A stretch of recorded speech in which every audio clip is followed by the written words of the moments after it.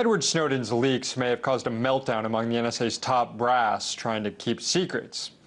Meanwhile, the NSA's mass spying operations are literally causing meltdowns at its new spy center in Utah. The Wall Street Journal reports that the enormous $2 billion NSA data center under construction in Bluffdale, Utah, built to store everything the NSA is collecting, which we've recently learned includes all of Americans' phone metadata and at least 75% of all the internet communication within the U.S., is experiencing major technical problems. Now, since August, at least 10 electrical surges have led to important computers and components to actually melt. Each meltdown has resulted in $100,000 in damages. Now, in order to collect and retain the amount of information the NSA is interested in, this data center requires 65 megawatts of electricity. That works out to a monthly electric bill of about $1 million. It's believed that electrical grids at the center are unable to both run the computers, the massive computers that are necessary, and then cool them at the same time. But the Army Corps of Engineers says it's still unaware of what's causing the surges. And while that's going on in Utah, some of the NSA's biggest critics in Congress gathered here in Washington, D.C. at a Cato event to discuss the legal, economic, technological, and journalistic consequences of the NSA's spying habits. RT's Megan Lopez was there, and she joined me earlier to break down what was discussed. Now, one of the characters in all this is Senator Ron Wyden, who's been speaking cryptically about these NSA secrets for a while, and now they've been exposed. So I asked Megan if he had anything to say about that at the Cato conference. He absolutely had a lot to say about it, Sam. As you mentioned, it's something that he's been talking about for years and for years. And he's obviously received a lot of pushback. First, there were a lot of people that didn't agree because he simply didn't have the evidence to prove this. And also, he's been receiving a lot of pushback from the NSA intelligence community itself. One of the things that he says was going to happen that actually did happen today, a little bit away from here on a different side of Washington, was that Keith Alexander and the NSA intelligence community are going to use media mischaracterization of government surveillance programs. He said it was going to happen. Sure enough, just about an hour ago, this article popped up, right? So actually, there was Congressman Amash was there as well, and he called Senator Wyden the congressional whistleblower because he uses his questions to get the intelligence community to try to say things that he himself is not allowed to say due to non-disclosure forms that he's had to fill out and certain intelligence community things that he's just not allowed to share. But he did say that he was very liberated to actually be able to have this opportunity to now speak on the record about it, and I think we have a clip of that. In America, the truth always comes out. Any government official who thought that there wouldn't be disclosures about a constitutionally flawed, program just didn't read history.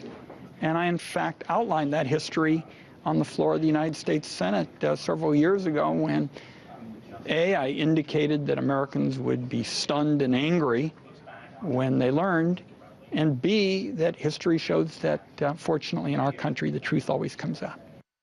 So he also went on to say that he started asking those questions specifically about coming out with the FISA court orders as a way to pull the first thread to unravel this whole web of NSA surveillance that he knew about that he simply couldn't tell others. A very interesting point that he made was that the dragnet surveillance or the bulk collection has not had any real material help with the NSA terrorism programs and trying to find these people. Yeah, I remember the interview he did with Rolling Stone a few weeks ago, and they asked him, because as a member of Congress, he has a privilege to be able to go on the floor and say anything, and he has immunity basically over that, and why he never thought about just spilling all these secrets before Edward Snowden on the floor, and he talked about how he sort of might have regretted that, but pretty interesting position he's been in over the last few years as a result of all this. Another member of Congress who's been very critical of the NSA and has actually moved legislation trying to defund the NSA is Congressman Justin Amash from Michigan, who's in the House. He was at this conference as well. What did he have to say about being a member of Congress, trying to get the information he needs to legislate properly when it comes to the NSA? Well, the first thing that I should say is that the entire theme of this NSA Cato Institute conference was wording. Wording is very important because the wording that the NSA uses with the FISA Amendment Act and things like that determines how they can use the law. For instance, the word target. The way that you and I use target to think directly affects one person is not how the NSA sees it.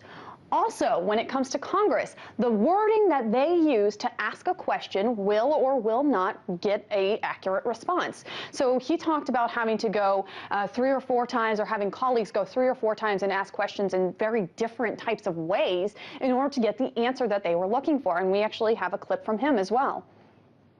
You don't know what questions to ask because you don't know what the baseline is. You don't have any idea what kind of things are going on. You have to start just spitting out random questions. Does the government have a moon base? Does the government have a talking bear? Does the government have a cyborg army? If you don't know what kind of things the government might have, you just have to guess. And it becomes a totally ridiculous game of 20 questions. If you ask something in slightly the wrong way, they will tell you no. They'll say, no, we don't do that. So as you can see, it all comes down to this wording. Both him and Senator Wyden went on to say that they are pushing for, obviously, the Amash Amendment, for Senator Wyden's bill in the Senate, and also for whistleblower protections going forward. Did we find out if the government had a cyborg army?